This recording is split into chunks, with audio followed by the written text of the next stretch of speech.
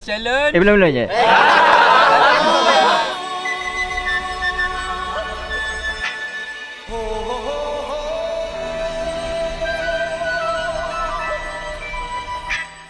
akan naik selepas ni. Target kita habis pukul 2 okay, InsyaAllah semua akan kita pergi dalam keadaan selamat, balik dalam keadaan selamat. Kalau siapa yang mungkin berani boleh jalan depan sikit. Kalau rasa macam penat ataupun tak berani, kita jalan sama-sama. No rush. Target kita untuk Tripik Challenge kali ni, pertamanya adalah untuk buka mata semua orang atas projek-projek yang kita akan lakukan. Dan juga seterusnya, target kita untuk kita tunjukkan yang kita ni ada tubuh badan yang sihat. Dan semoga apa yang kita lakukan pada hari ini, pada akhirnya dapat sedikit sebanyak memberikan pengajaran dan juga menambahkan iman kita kepada Allah SWT.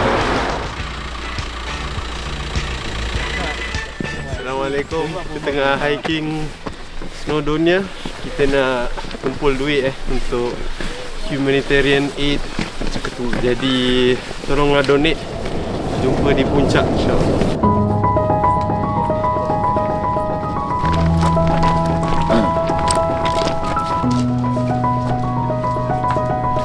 Assalamualaikum, nama saya Firas, saya dari University of Sheffield. Hari ni saya dekat Snowdon, dah separuh jalan sebenarnya ni. Tapi energi saya masih banyak dan saya tak minta banyak pun. Jom guys, donate untuk projek ni sebab setiap sen korang akan pergi dekat tolong orang anak yatim dan tolong mangsa dan sebagainya.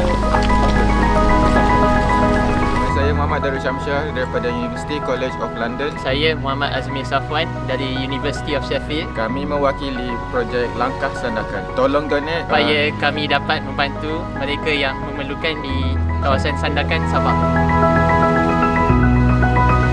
My name is Fahim from University of Sheffield, Director of SOAR 3.0 this summer. Kali ini, kami bukan sahaja datang dengan bantuan, tetapi kami datang untuk memberikan harapan kepada mereka yang berimpian untuk menyambung pengajian. Dengan itu, kami memerlukan sumbangan anda untuk kami jayakan projek kami. Tema pada tahun ini adalah kami ingin mendidik anak-anak orang asli dari segi cara mereka mendapatkan beasiswa untuk ke sekolah-sekolah elit dan ke universiti-universiti yang hebat di serata dunia. Please donate to our GoFundMe account or Launch Good website.